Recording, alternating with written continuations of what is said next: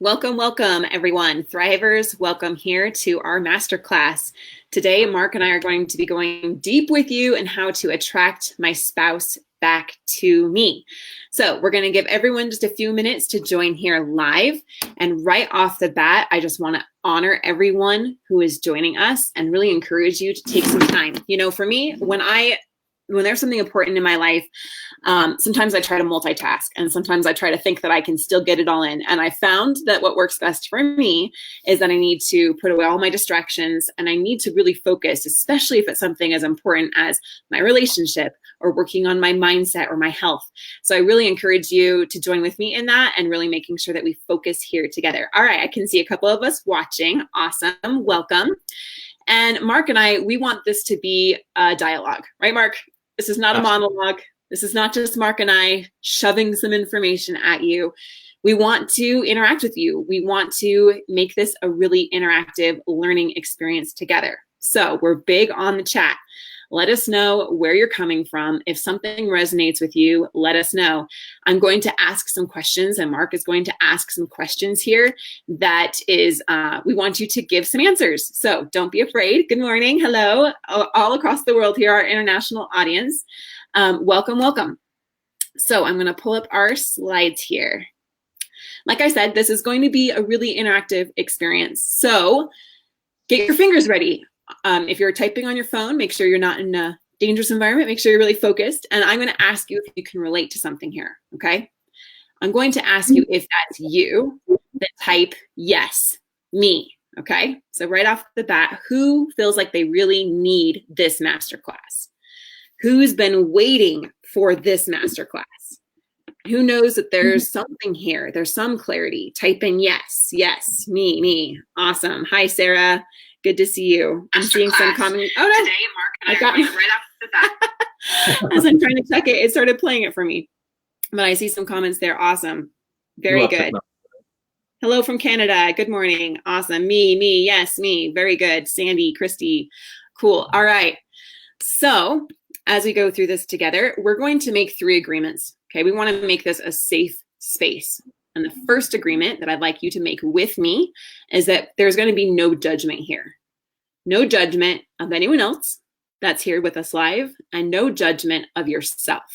Oftentimes we are in constant judgment of ourselves. I know I get into that mode all the time. I think I have to be so perfect.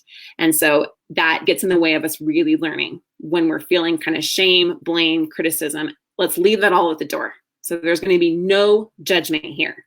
What helps me is to take a 30,000-foot view of the situation, like take myself out of the situation and just look at it from a clear, objective kind of standpoint.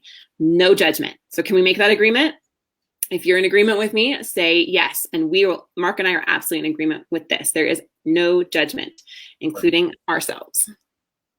There will be no repercussions, okay? This is your new Vegas. What is said here stays here. So often we get afraid, and I've been there too, where I'm afraid to raise my hand. I'm afraid to ask for help, because when we do that, then we open ourselves up to get hurt, or we get judged, or we get blamed, or we lose out on a friendship, right? So there will be no repercussions. So know that this is truly a safe space. What is said here will stay here. Do you agree to that? And third, our final agreement is that we will provide unconditional love to ourselves and to each other. Okay, as we have this 30,000-foot view, we're taking ourselves out of the situation. We have nothing but love one for another. Do you agree? Awesome. Nicole, yes. Scott, yes. Very good. Cool. So I have often had times where I have doubted if my marriage would make it. I've doubted if my marriage could be saved. I doubted if my marriage could really turn around.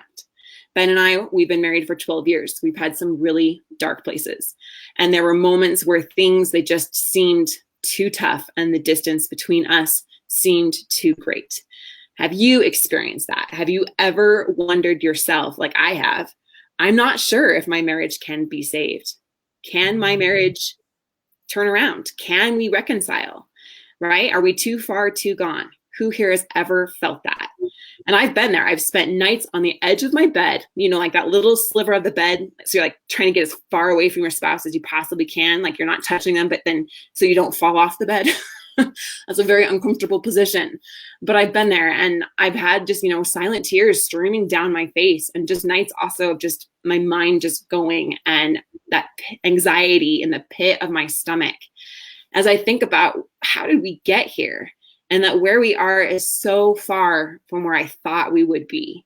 So have you ever experienced that? Have you ever experienced this? Maybe right now your husband, your wife, they don't believe it can work out. Maybe you're in the state of having greater hope, but your spouse, they're saying, no, I don't believe it can work out. Is that you? Does this sound like you? Have you ever experienced this? My spouse says we have irreconcilable differences.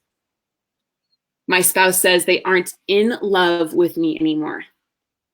They've fallen out of love. Maybe it sounds like I love you, but I'm not in love with you, right? My spouse thinks everything is my fault. Playing the blame game there. My spouse doesn't recognize the positive changes that I've made. Okay? So, does that sound familiar? Now, this was the important question I had to ask myself when I was in this situation, and I want you to ask yourself it right now. Do I want to know how to go about helping my spouse want to work on the marriage without making my husband or my wife feel like I'm a hungry lion and they're my next meal? Okay, so they don't feel pressured, attacked, or rushed. Sometimes we are afraid to make a move because we're afraid it's going to push them further away. We've made some mistakes in the past, right? And so do we want to know how to go about it in the right way so that they don't feel pressured, attacked, or rushed? And now I want you to dig into this with me, because this is where we really need to sink in here. And I had to go through this process myself. So where would you love for your marriage to be 6 months from now? Where would you really love for your marriage to be 6 months from now? What does that look like? How is it when you come home to each other, or your spouse comes home? What does that look like? What's the expression on their face? How does it feel like at night when you're lying down in bed? Are you over on the edge of your bed, right? In that little tiny sliver of the mattress? Or are you at peace and having just comfort and joy and security in a relationship? What does that look like for you? I see some comments here. Want him to feel not pressured or rushed. Awesome. Yep. I think there's a little bit of a lag between your comments and when I'm actually seeing them. So I'll keep watching. But yeah, just dig into that. And where do you really want your marriage to be 6 months from now? Do you want your spouse to want to make it work out with you, right? Your spouse actually wanting to work on things with you. How good would that feel to know that they're in this with you? I see happiness. Yes. Lying in bed with peace at night, knowing it's going to be okay. And trusting that you now have a proven process that will restore your marriage. Marriage on fire. I love it. Happy to be home with the family, ready to leave for all-inclusive vacation together. Beautiful, so specific. My husband would be living at home again, and we'd both be smiling and in love. Back in the same house with the kids, ! Awesome. So good. Right. So that's where we want to go. And we're going to go deeper into how to get you there. So what if your spouse was naturally attracted back to you? It was almost effortless. It was just like a magnet. Right now, you might be more like repelling each other for whatever reasons. And what if we could turn that around so that you're drawn together naturally? And what if your spouse believed your marriage could be saved and wanted to work on it with you? How good would that feel? So Mark and I, we have coached and studied thousands of couples all over the world. We have clients in Australia, New Zealand, of course, America, Canada, UK. We've really figured out what makes couples tick, and going through experiences ourselves, what pulls them apart, what brings them back together.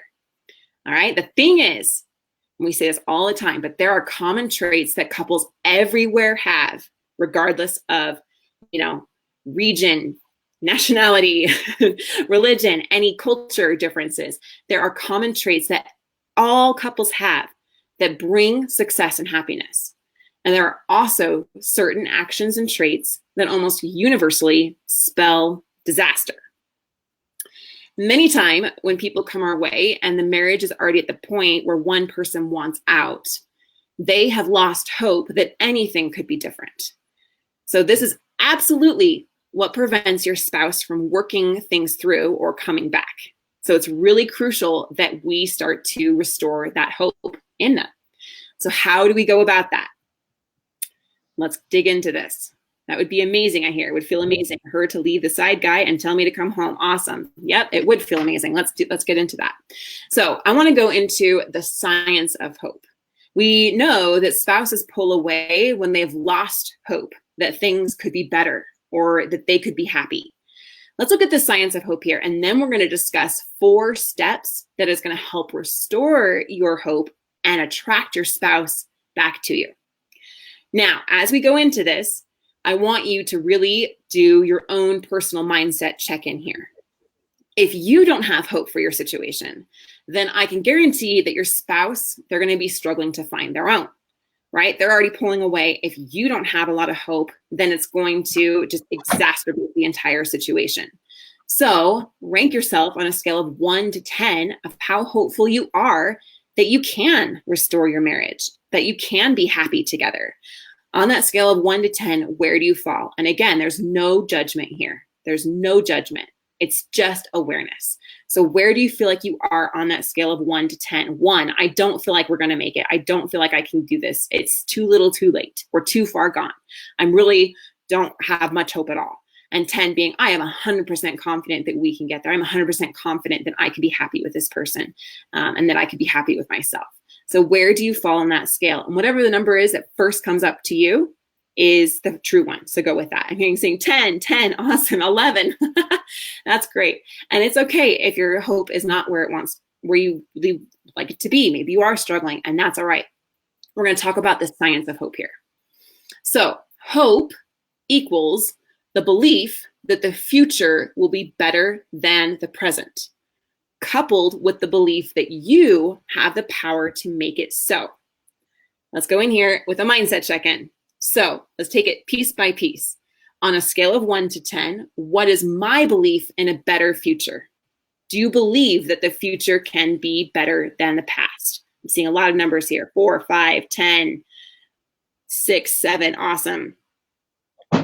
Yep. All right. So on a scale of 1 to 10, what is my belief in my power to make it so? Where do you fall on that scale there? What is your belief in your own power to make it happen? And this right here, I'm going to give you a really powerful insight that's really powerful when I first heard it, is that if there is a limiting belief here, that I can't do it, I'm not good enough, I'm not worthy, I'm not capable, I'm not intelligent, I don't know how, I don't have the resources, I don't have the time, I don't have the energy, I don't have the money, I don't have anything like that comes up for you, then this is time to really be aware of that, because those limiting beliefs are going to be exactly what is subconsciously pushing you away from everything that you want. And subconsciously, you're pushing your spouse away from you. All right. I'm going to give just really raw, vulnerable story here about my own limiting beliefs so that you can see what that looks like in real life. So 4 years ago, my family and I were living in a camper trailer on my in-laws' land. I had just been diagnosed with cancer at the age of 29 when I was pregnant with our 6th baby. So this is my picture, my bald head. The baby was born, so I'm not pregnant anymore. I don't have a picture of it because I actually didn't take hardly any at this time because it was such a really challenging time. I wasn't even taking pictures. I wasn't on social media. There was nothing going on there. And so we're living in a camper trailer because we lost our home. We lost our business. And I felt just an incredible sense of loss in every area of my life. I lost my health. I lost my hair. I lost a breast. I lost my beauty. And I was starting to lose my marriage. Things between Ben and I were starting to really, really struggle. We had been so close and so strong throughout so much of it. But when we moved onto his parents' land, he started turning to them for more emotional support, which is totally natural. However, to me, I felt abandoned. I felt like wow, you'd rather go home and talk to your mom for an hour than come say hi to me. I'm still going through radiation. I'm still going through chemotherapy, and I'm home in a camper trailer with our 6 children. Our newborn baby has to sleep on the floor of that little tiny strip between the bed and the wall of the camper. And I was humiliated. I never thought in my life I'd have to have my family be in that kind of situation. So I was just trying to make it through every day. And he was seeking support and help from his family. And that told me a story that I wasn't good enough. And I remember cooking dinner in the camper trailer, which was really challenging because it's so small. I had the baby in the high chair beside me, and I'm cooking spaghetti, and I'm just bawling. Like, I can't do this anymore. I can't do this anymore. If I don't have Ben, if I don't have this marriage, then I don't have anything, because I feel like I've lost everything already. And as I was crying, like, the tears are just streaming down into the spaghetti, and I don't even care. Like, I don't even know if I fed that to my family or not. If they did, I apologize.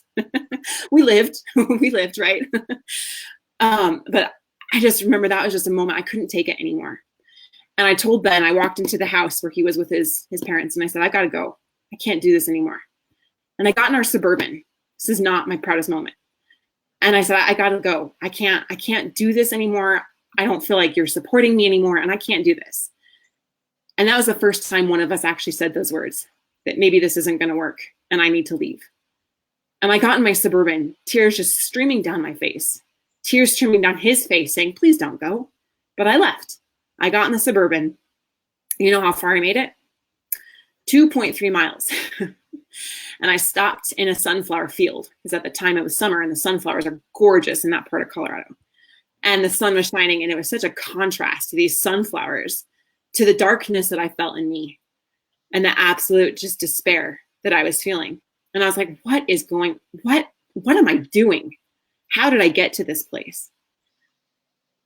And I had the distinct impression that I wasn't good enough. For whatever reason, I held on to that limiting belief. That was my story. You're not good enough. You try really hard, but it doesn't work out. And I recognized that belief right there, that was the core of the whole thing. Everything that Ben was doing, that was just the symptom. That was what was showing up. I didn't articulate it like this. Now I can articulate this. At the time, I just realized that was what I was thinking it was, but that's not the truth of what it really was. The truth of what it really was that internal belief in me that I wasn't good enough, that I didn't deserve love. And I realized, Heather, if you go any further, you're not going to escape this being that feeling of I'm not good enough, because it didn't come from him. It didn't come from anyone else. It only came from within me. And I realized if I were to really leave, even temporarily, that it wouldn't solve my problem, that problem would go with me wherever I went. And if I had a new relationship, if that marriage ended with Ben and I had a new one, then that would go with me into that relationship. And so I had that awareness that this isn't even Ben's problem. It's not even our marriage's problem. It's my problem. And until I uncover that limiting belief, until I replace that, then it's just going to stay with me and it's going to keep showing up. And that's when I started to begin my journey of uncovering that limiting belief and releasing that limiting belief and uncovering the truth of who I really am, the truth of who we all are, that we are good enough, that we are worthy, that we are deserving of love. And from then on, the external circumstances started to change. Does that make sense? Does that resonate with you? So if you don't have full hope in yourself, in your own ability, then be aware of that and recognize that that's a false story of yourself and that you can change that story. And that is exactly what we do. So going forward, be really mindful of where you're at right now and know that it's okay where you're at. The story can change. It can evolve. And as it evolves within you, the external circumstances will evolve as well. So going on here, back to our science of hope. The second part is that we have the capacity to think of pathways to desired goals, and we motivate ourselves to those pathways. So we're going to show you exactly how to use pathways to get to your desired goals. Now, hope is very different than wishing. What do you think the difference is between hope and wishing? There's a very distinct difference here. We're not talking about wishing. Wishing believes that goals manifest themselves. They believe in a magic bullet, a secret love potion, right? We could just sprinkle this magic sauce into our spouse's food and they'll fall madly in love with us and all problems will go away, right? That doesn't happen. So hope knows that it is hard work. It is hard work. Good, I'm seeing some comments. I am worthy. That is absolutely the truth. And so as we know that it is hard work, we also know that getting what we want takes time and it takes effort. I did not go from that camper trailer, like spaghetti, tears dripping into our food moment to where we are right now overnight. You know, it was a long and difficult process. It wasn't just that I believe I'm not worthy of love to all of a sudden I am worthy of love because I said some affirmations and now everything's great. No, it's not that at all. It takes some serious time and effort. It requires the right method. There are so many conflicting opinions, so many different pieces of advice that it can become absolutely overwhelming. I know it was overwhelming for me when I went through my cancer treatment and I had different doctors telling me to do this and that. And I had to go deep within me and listen to what was true, to what resonated.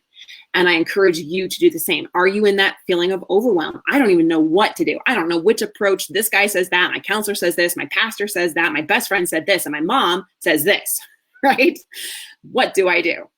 So clear out all the clutter and listen to what resonates most with you. And when you find that right method, you go all in on it and it will work.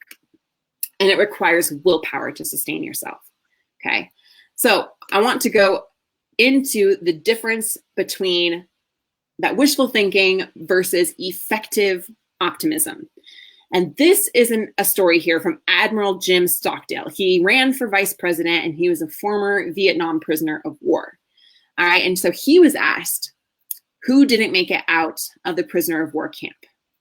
And Stockdale surprised everyone when he said it was the optimists. The optimists didn't make it out of the camp. What? How could it be the optimists, right? And he didn't mean those that were confident that they would make it out eventually. In other words, they were optimistic in their big vision. But he said that those who had unrealistic expectations about when they would get out were the ones that didn't make it. The ones that said, I'll be out by Christmas, only to see Christmas come and go. And then they said, I'll be out by Easter, only to be further disappointed. So soon, what happened? They had their spirits crushed. Exactly. Yep, they lost hope. It crushed them. Whereas those that had the spirit that they would get out, here's the important part, no matter what they had to endure or how much time it took, were the ones who made it out alive. So does that concept make sense to you? What did you learn just now? What insights have you gained? Awesome. I love my wife. I'm prepared. Beautiful.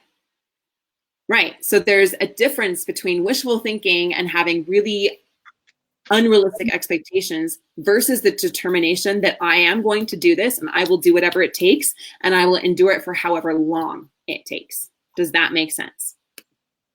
All right, now I'm going to turn it over here to Mark, and he's going to go deeper into the goals and how this helps restore hope and attract our spouse back to us. All right. Can you hear me? Yep. Okay. We were using a new platform, everyone, and so I'm not sure how all this works sometimes. This is, we always love technology right here, but sometimes it doesn't always work for us.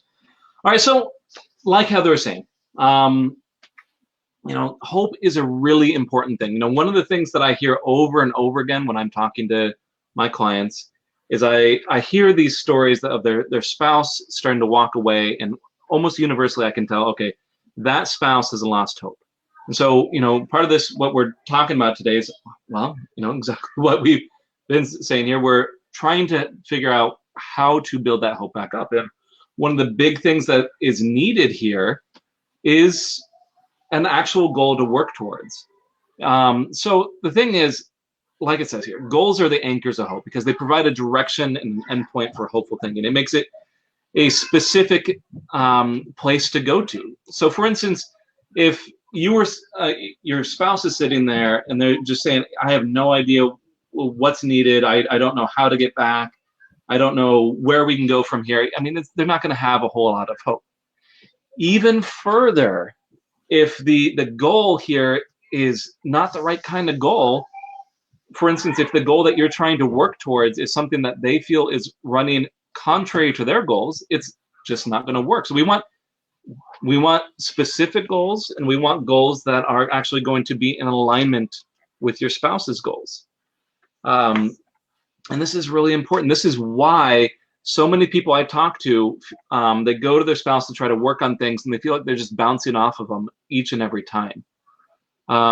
So I want to put my own, I got a lot of this information from a study. There's this guy named Snyder, but I put my own spin on a lot of this.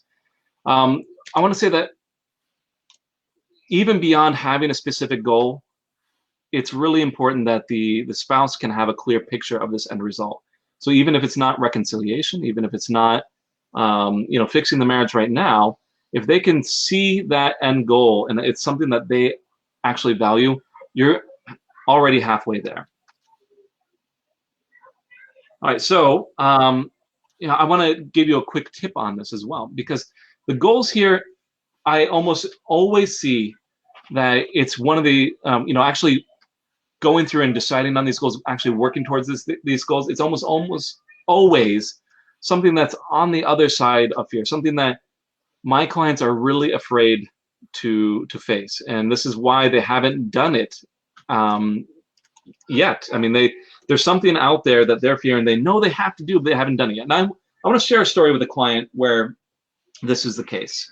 So I remember a client where his spouse is getting ready to leave. She was dead set on getting the divorce, but in their state, they needed to be separated for a time first.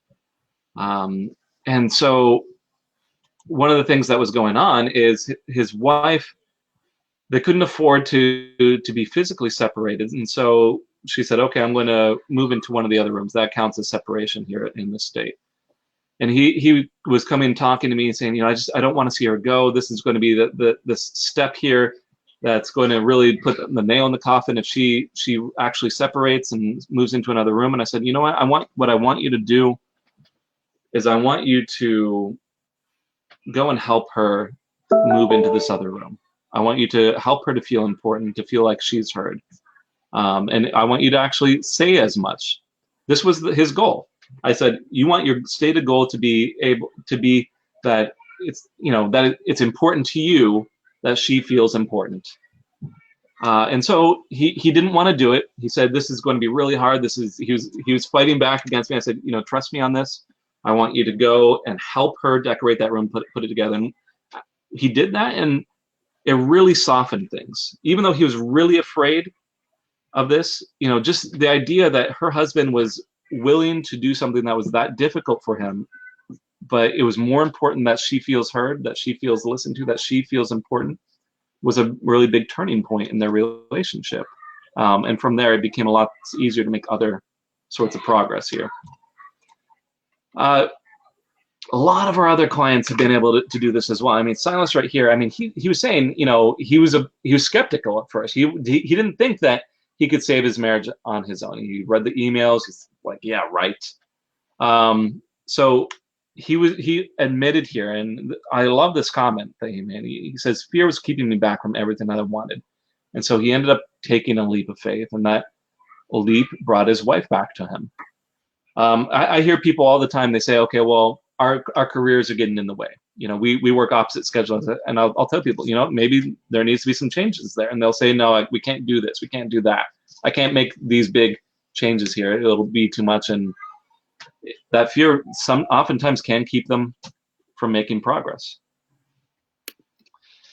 So when we actually can figure out what our spouse wants, what they're working towards, what their goal is, it becomes easier to align those goals together. It becomes easier to figure out the story that they are telling themselves that is pulling them away from the relationship.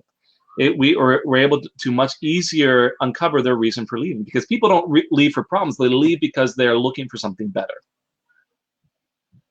So what we are looking for here then is we're looking for a narrative, and then we're looking to get to those root issues. If we can understand why they're leaving, and we can understand, what's really contributing to that, then it becomes much easier to set a goal here.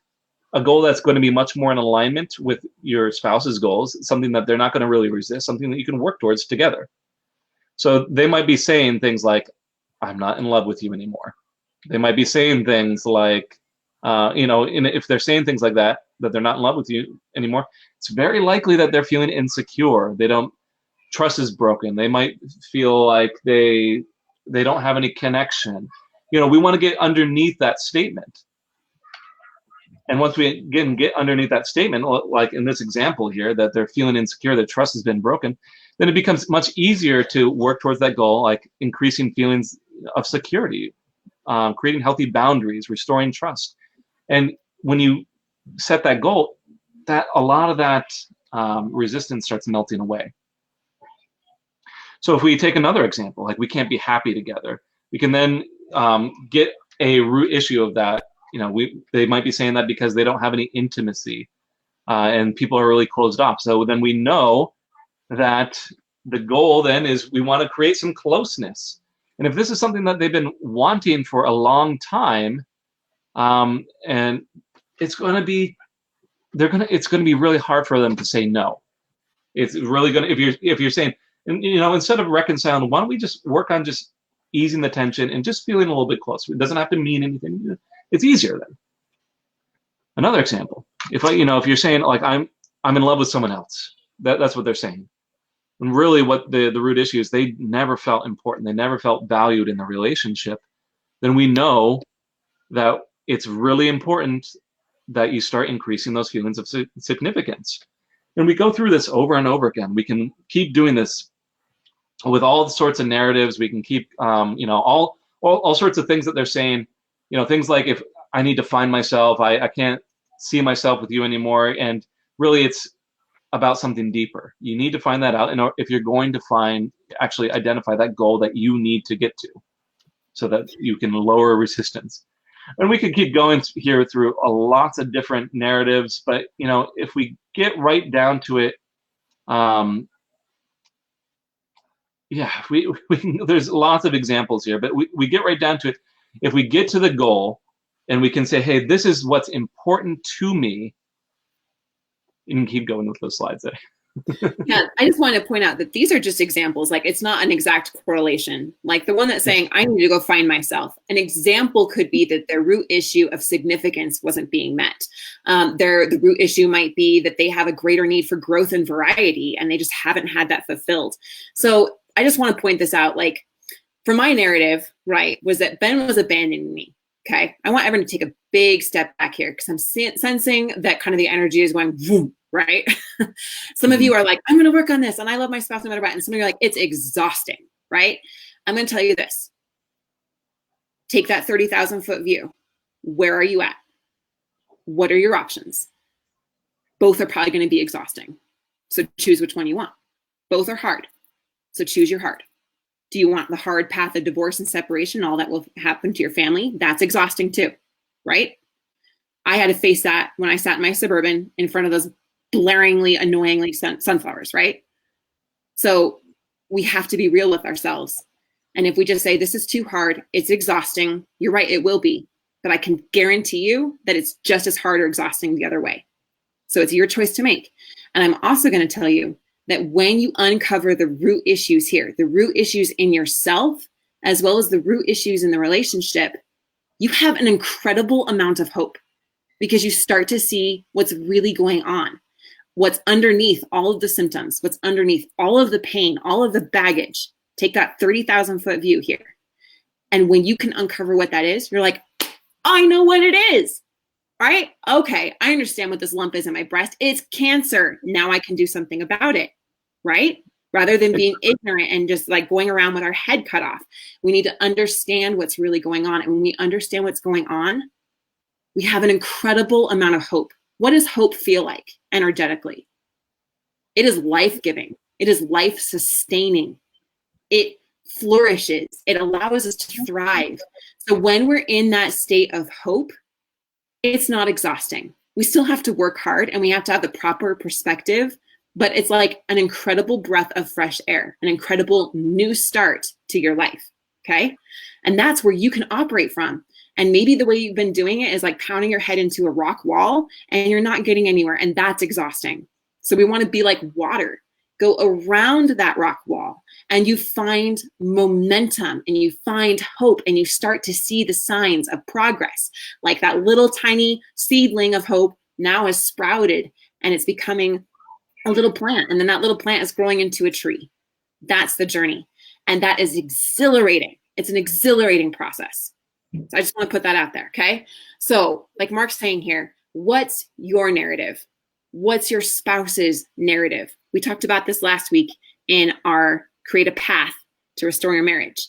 We have to understand what their story is, the reasons why they're wanting to leave.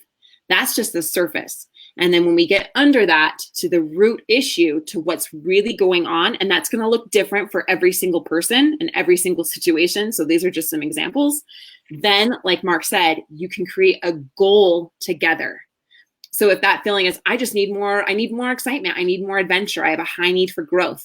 Okay, well, you were telling me you weren't in love with me anymore. But if we can create that common goal, maybe we can get there. Okay, so I just want to make that clear. So Mark, going back over to here, on how to create that common goal. Yeah, so I just want to point out, part of this is just, it is about finding a way back for your spouse. But even beyond this, I mean, if you actually have a greater understanding here, I mean, just think about what that does for yourself. I mean, it helps, I see it all the time. Like people feel like they have a greater sense of control once they know what the problem is. I mean, Heather, you were talking about there, like once you knew that it was cancer, you knew what to do, right? Okay, it's cancer, so this is what I'm going to do. I'm going to actually make this treatment, or I'm going to go get these treatments, and now I have some control back in my life. So I mean, this isn't just for your spouse's benefit. I mean, this can really help you if you have better understanding. And I think a lot of times people do not take the time to get underneath it all so that they can get the appropriate direction that they need to go in. So when we can get there, when we can actually align our goals together, it's so much easier for our spouse to be naturally attracted back to us. I mean, I can even think of someone that I was just talking not too long ago. This is a newer person that I've been working with, but they started off, they said, hey, I started applying some of the principles that you talked to me. I actually just started listening. I just started listening instead of really trying to push. And almost immediately, my spouse turned around, they backed off a little bit from, the cliff that they were hanging out at, and they actually started talking with me again. They backed off from separation. So, I mean, little things like that, once you actually have aligned your goal a little bit better together, it's so much easier for your spouse to be right there with you, to be attracted back to you. Now, this doesn't solve everything, but sometimes this is a huge hurdle that we can remove. So what we're going for here, when we're going for goals, once we can actually understand what we want, how we need to understand how we get there, all the routes that we take to get to our desired goals, all the options, possibilities to remove those obstacles. If we understand these pathways, the goal becomes much more believable. So for instance, if your spouse says, hey, I can't trust you anymore, and that's a really hard thing to deal with, but you can say, hey, look, there are all these many ways to build up trust. It becomes much easier. The example that I frequently give to my clients, I say, hey, if my goal was to become fabulously wealthy, and the only way that I could see to get there was to win the lottery, I really wouldn't have that much hope. I just I don't believe the lottery is a good financial plan here. So, but if I said, okay, if I can go to school and increase my knowledge, if I can play the politics game at work and advance in my career, if I can invest in property, if I can invest in some passive forms of income, I'm going to have a lot more hope because I have lots more believable paths to get there. So if you can communicate to your spouse of all these different possibilities, and you can start going down some of these routes, that it becomes so much easier. I can even think of even in my own life. So I remember being in a really down place, dark place in my life. I I'm the first to tell people, this is being transparent here. Many years ago, I was fired from a job due to some mistakes that I'd made. It was a terrible point in my life. And from there, this was a really challenging point, but my wife was there for me, which is one of the wonderful things about my marriage. She's always been there to support me. So while I was down and feeling like I didn't really have much going on in my life, my wife, she kind of came up with this idea to pull our family out of this. And now I'm going to tell you, like, the direct result here is the business that we have right here. I didn't really believe it at first. Right? I didn't really think that this was actually a worthwhile endeavor. So my wife actually just started working with Heather right off the beginning, because I didn't believe anything was going to come from it. And as they started working together, as they started progressing this just a little bit, it became a little bit more believable. She had to go down some of those paths first for me to actually gain a little bit of hope that could actually be something viable. So I'm telling you guys here, I was on the other side of that fence there. I was the one that didn't have hope. And this is almost exactly, what my wife did to provide that hope that something could be done to pull us out of the hole that I had created. So when we actually can identify some of these paths, it's then also very important that we identify the why behind what we're doing here. Why would our spouse want to work on things? What are they looking for as they pull away from the marriage? How much might fixing things between the two of you help with that goal? Even beyond that, it's really important for them to understand, what could actually be different this time? Why could things be so dramatically different when we've gone through some of these hoops so many times before? Basically, what we're looking for here is motivation. When we're talking about agency thoughts, is like, why would we actually choose some of these paths?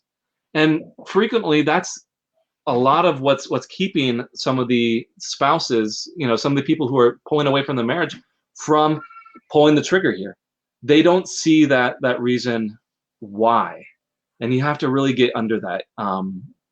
This is a complicated process just in and of itself, and it takes a lot of time to understand this. This is why this is such a complicated issue, why so many people struggle at this point. But going back to my example with myself, I was thinking back then, I was in this hole and I didn't feel like anything could happen, but I began to see a clear picture on the other end. I began to see, okay, hey, we could be even happier than we were before. We could be even more prosperous than we were before. I began telling this story of triumph, of overcoming obstacles, of being that proactive person, being really proud of myself. And it became a large part of my why, why I was working on this. It really helped move me from just simply, okay, I'll try this out, to really getting behind the idea. So once we have some goals, once we have some ways to get there, once we have some reasons why, if we're really going to build up hope, we need a plan to get around some of the obstacles that we have. It's very likely that your spouse says, well, we don't have love anymore. We're just too broken. We're just, nothing can be done here. They have all these reasons why, these barriers that are put up that are stopping you short. Oftentimes there are barriers in our clients' way when they first came to us. This should be really clear, but if we have a concrete plan on how to get around those, then we can absolutely build up hope. I remember Jason here. He's saying his wife was completely wanting divorce, and now they're actually talking about things in the future. Comments like this where they talk about how Heather and I have made a big difference in their lives. It always means a lot to me to know that we've been helping out. But he was able to turn things around by following these steps. Tina here wasn't even sure if it was possible, but she found that her husband, really loves her now. And it's absolutely possible to get things started on your own. So back to some of these barriers. What obstacles prevent us from reaching our goal is the big question here. How can we create pathway thoughts to create new routes around these? I like to envision this almost like a literal pathway, and there's a big boulder sitting in the way. There's lots of ways to deal with that boulder. Some of these may not be realistic, but maybe you dig through, maybe you go over, maybe you go around, maybe you build a bridge over, maybe you just take a completely different path entirely. If you can have a concrete plan for those obstacles, it becomes reassuring almost. If your spouse, for instance, is saying, we just don't have any love, how could we get around that? You can say, hey, look, this guy over here actually knows what to do to actually bring that love back, to bring some of that romance back into the relationship. I can remember many cases where this has worked. Where we get to this point and the spouse is skeptical, but we have a plan for those obstacles, and it comes through. So when we have all this, it becomes almost like a magnet attracting our spouse back to us. A spouse that has hope of being happy with you again, they're going to be right there with you. I mean, it's the whole reason that they're leaving is because they don't have hope. Once we restore that hope, there's not really a whole lot keeping them back away from the marriage anymore.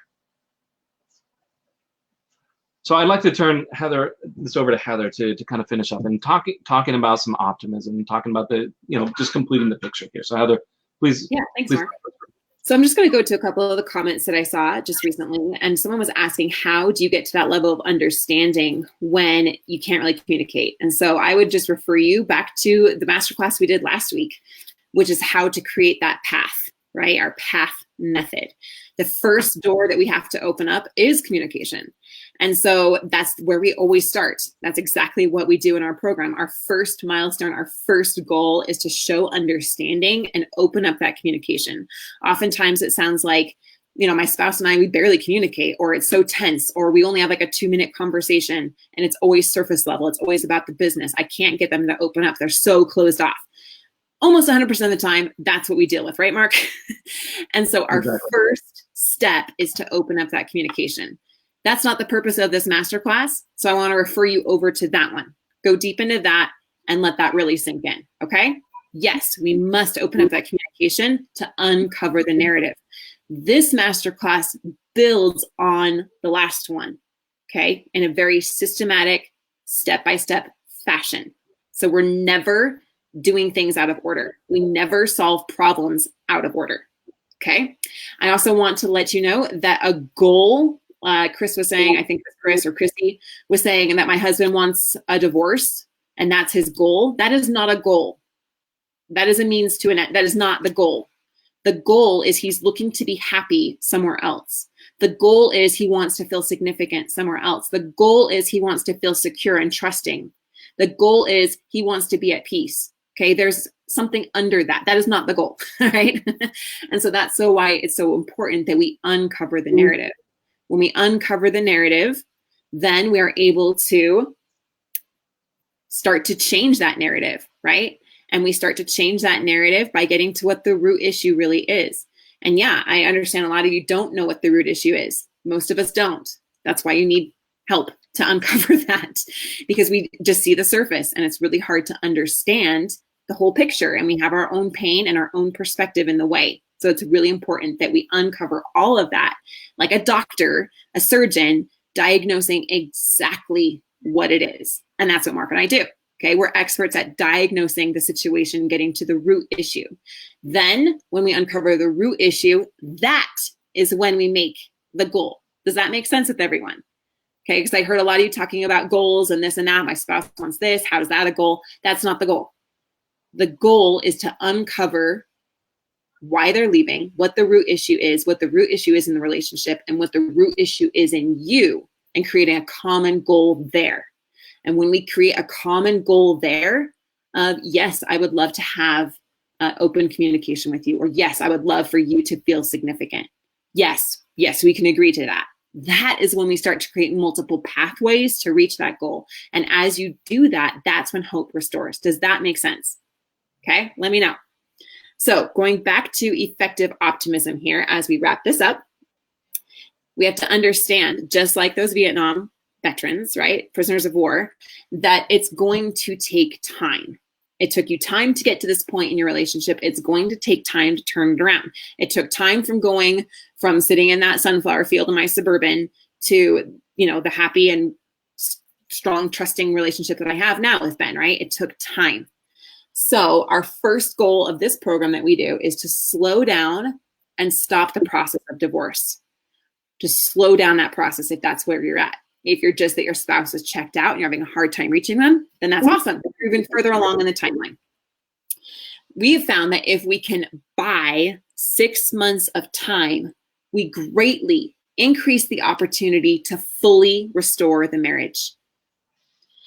Who needed to hear that?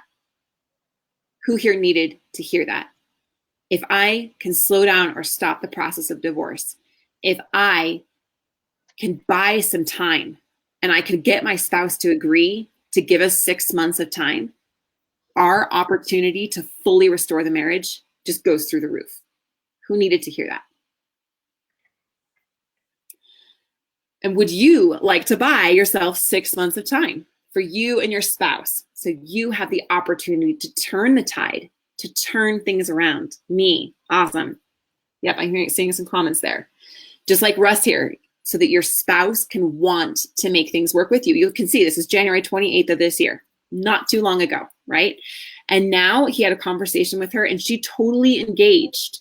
He says no 20 questions to get a conversation out of her. So those of you who are struggling to hear, about how to have a conversation, how to have understanding, he was right there not too long ago. And now she mirrored his upbeat demeanor, he says. This is 180 degrees from what I've experienced over the last few months. So if you're in that kind of situation, then you can understand our first goal is to open up that communication, right? And get her engaged or him engaged, get to that level of understanding. So you can lie in bed with peace at night, knowing it's going to be okay. Many of you know Leah and how her husband was leaving her for another woman. He was bent on leaving her for another woman, that he would be happier with someone else. And this is in the summer of this year, 2018, not this year, July. They just celebrated their 5-year wedding anniversary. And we celebrated this day with her when her husband went and put their wedding ring back on. Incredible restoration because she followed this process. And how would it feel for you to know that you can trust that you have the proven process that will get you there to restore your marriage? It does not take years in counseling. Like Derek said here, he wasted 20 years in counseling, and that's not uncommon for us to hear that. But the best part is that he can sleep at night knowing he wasn't alone and that he would get exactly where he needed to be. And now in this process, they've been able to fully restore trust, find forgiveness, find peace, unified in their faith even. And they both have their needs met. And that leads them, as he says, I'm finally living with peace in my heart. So I want to ask you a question here. 30,000 foot view, no judgment, unconditional love. Do I want to buy time with my husband or with my wife so our story can have the opportunity to turn around like these clients did? Do I want that? Does that resonate with me? Do I want to live with peace in my heart, knowing that I did everything for my marriage and my family? Right? Choose your heart. It's hard either way, but I tell you, one's a lot more worth it. Right? So which one do you want? Do you want to go down the same path you've been on? Or do you want to have the peace of mind knowing that you did everything you could for your marriage, for your family, and for yourself? Do I want to live with peace of mind, happiness, and joy as I change the story that has been holding me back and keeping me in pain for so long so that I can finally become the person I want to be? I say yes, yes, yes, yes, exclamation mark. Remember my spaghetti story. It had nothing, well, it didn't have nothing to do with that. I'm not going to say that, but the deepest level of it was that I didn't feel worthy. And as I didn't feel worthy, I subconsciously sabotaged myself all the time. I subconsciously overreacted. I subconsciously ignited the fire. I subconsciously looked for reasons in him that was the true story. I subconsciously created those stories. I created that experience. I didn't mean to do it. I want a happy marriage, but that was what was running the show. And until I learned how to change that, it was going to keep showing up for me. I knew it. And you know it. We all know it. Until we change that story inside of us, the things on the outside, they aren't going to change. But when we change that story, I am good enough, I am worthy, then we can finally stop subconsciously pushing away the things that we want, and we can actually draw them to us. They will be drawn to us naturally, beautifully, harmoniously, right? In an incredible, beautiful way, just like that magnet. It happens, and it's just amazing. That peace of mind, awesome. I see that. Tell your son, I did everything I could is this comment. I want to be the best version of myself and feel worthy. Yes, yes, yes, yes. So if you're saying yes here, then we invite you to apply for coaching with us so that we can show you exactly how. We're actually reopening our doors, and it's the one thing that our clients did that turned everything around for them. So much more than just the marriage, so much more than just the external circumstances. It's about you becoming the best version of you. There's a couple of things we look for because we don't take anyone. We're actually only taking 10 spots right now. We're looking for those that are committed. You must be willing to do what it takes to get the results that you want. You must be invested. You must understand that it's going to take time. It's going to take energy. It's going to take money to get it there, but it is worth it. And you have to be coachable, willing to do what it takes and to go deep, right? Because that's what we're all about. We're about fundamental, deep level change. So if that is you, then we invite you to come over to highthrivecoaching.com/apply. Like I said, we're offering a bonus 4 weeks of coaching to the first 10 who join. And we are going to let you know about this opportunity right now, because tonight, the replay of this is going to go out to our audience of 94,000 people. So I encourage you, if this resonates with you, if you're saying, yes, yes, yes, I want to know that I can do this and I want to get there, then take advantage of it before it goes out to 94,000 other people. Once they're gone, they're gone. We just have 10 spots. Mark and I, we can only coach so many people. So that is what it is. Above all, I want you to remember this as we conclude here, that remember that life, it is short. Time is precious. So make the most of it now. Thank you so much for joining us. And thank you, Mark, for joining us. I'm going to post the link over here into the chat. And if any of you have any other further questions, if there's anything we can do, please feel free to reach out to us, PM us. We are available to be there for you. And again, I invite you to, not apply, whatever that is at the end. Just apply. Sorry. Typing too fast. So just head on over here to highthrivecoaching.com/apply. And know that wherever you're at, it's okay. It's okay. It might be your camper trailer moment. You might be feeling that kind of darkness inside of you while the sunflowers are blaring all around you and totally annoying the heck out of you. It's okay. You can get there. And we would love to help you with that. So thank you, Mark. Thank you for joining us. And you guys all have a great day. See you.